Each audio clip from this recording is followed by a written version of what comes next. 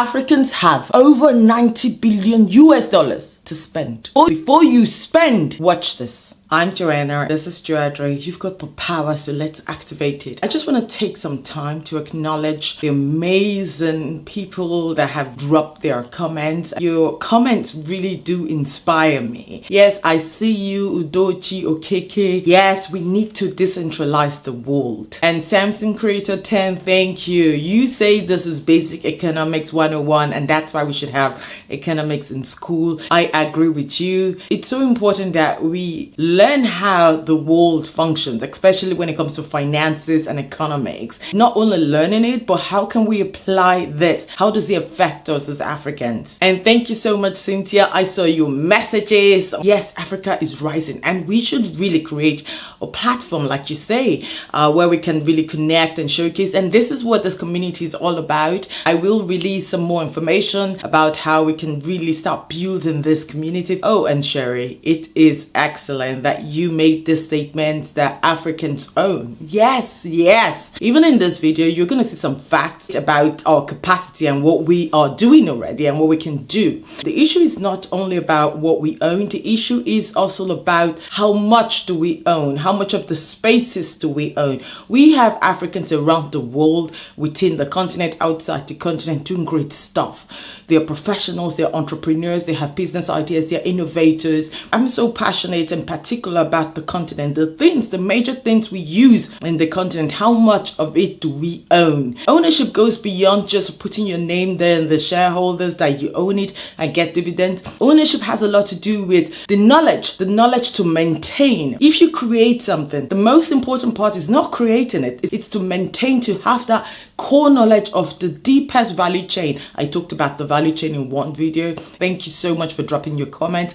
They really mean a lot to me. Yes, Kevin, from the creative industry to the digital industry to the food sector, they have great ideas, but finances, capital keeps holding them back. And that's why this video is so important, because I am going to share some information that's going to blow your mind. And there's been so many other comments that I can shout out to right now. We need to rise up. We're doing well. These comments really inspire. But there is one proverb I need to read. It says, if two neighbors are fighting in the morning, an Englishman spent the night with one of them. It's an Irish proverb. That's deep. Thank you for sharing that. I'm so excited. Thank you so much for all your comments. And I'm also going to shout out to just a random lady at the Jakande market in Lagos. So I bought these jewelries from this lady. No special brand name, nothing. She's just there doing her stuff.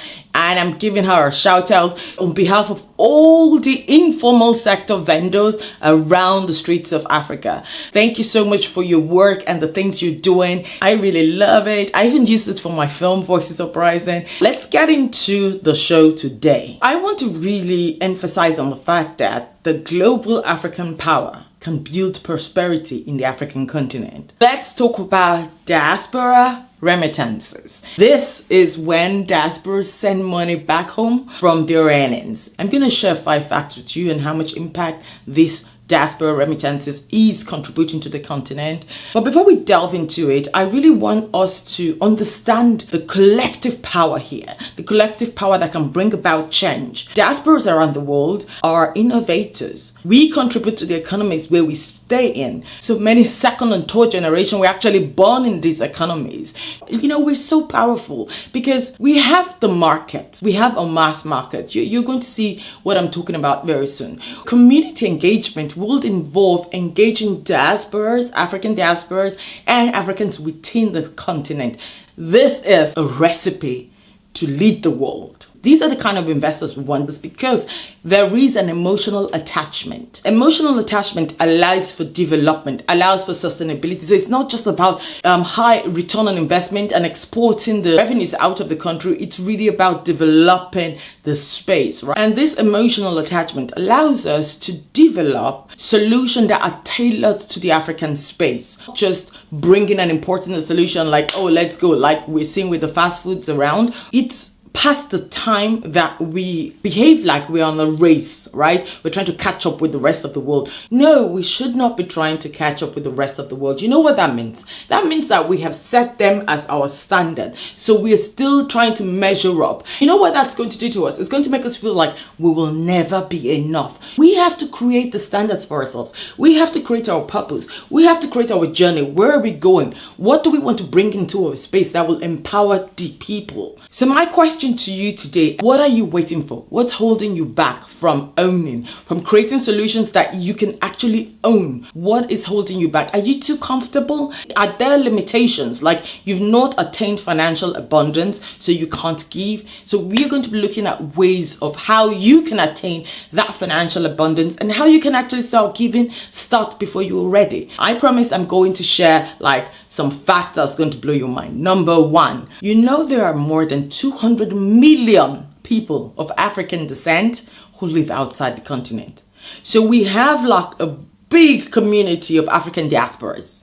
Do you know what that means? And then the second fact is we have 1.4 billion people living in the continent. So you see how gigantic in terms of knowledge, in terms of capital, finance, in terms of innovation, in terms of cultures, diversity in cultures, in terms of diversity in language, in terms of mindset and approach, in terms of population as market. You see how great we are as Africans scattered around the world. Number 3 point. In 2022, more than 160 million African diasporas, Africans living outside the continent, sent over $95 billion in remittances back home. And this money was used for basically food, health, and education. What does that tell you? You know, we have to start learning how to translate information. This is so important. This is what this channel is about. I'm going to dissect and break down this big information and see how we can use it for our own upliftment. If this money is going into these three sectors, there is space, there is demand, there is need to uplift this sector.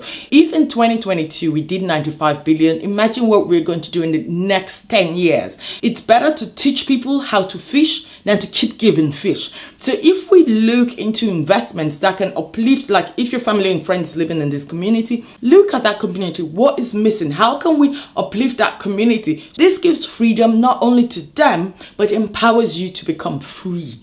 I'm not here to tell you how to support your family and friends. I'm just here to tell you we can expand this. We can connect this together. We can build synergies using even the finances you already have. There is point number 4 is like most innovation in Africa has non-African founders. This is a fact. And we have to start looking beyond just the labels, the names, the news reports, that platonic, that facade that's in the front telling us, oh, these people just became unique. Oh, this. Check where the money is. Who are they paying to, right? So it's not like we don't have that money in the continent. We have the money. There are enough wealthy people in the continent. And looking at diasporas, it's not like we will not have access to the capital that we really need. I'm going to show you some techniques, some tips, some lines that you can follow to create that kind of funds that you need that will give you ownership, at least 51% ownership of your innovation. I really want to encourage you, inspire you to take these 3 points away. You know, we have abundance. We can create abundance, financial abundance, so that we can uplift the continent. Africa is rising. This was one of the comments in some past video. Yes, Africa is rising. Africa is the future. And remember, we are here to learn how to truly own our spaces. You want to know more about why you should beware right now? Otherwise, if you don't own, they're gonna take it all. Watch the video I posted last week about this topic and share your thoughts. You know, I really take time to look through all the comments because I love to have your suggestion. And I think that's the best way to even organize, is for us to start this debate, for us to talk and share. And I listen to you, you listen to me, we share it to so many people. We can then bring together these ideas and try to sort out and see what are the major steps that we need to take. After my team and I have looked through all these comments, your input, we will really sit together and start shaping, designing the next steps and the way forward together. And yes, stay free, stay informed. Let's forge a bold future together. You've got the power. activate it.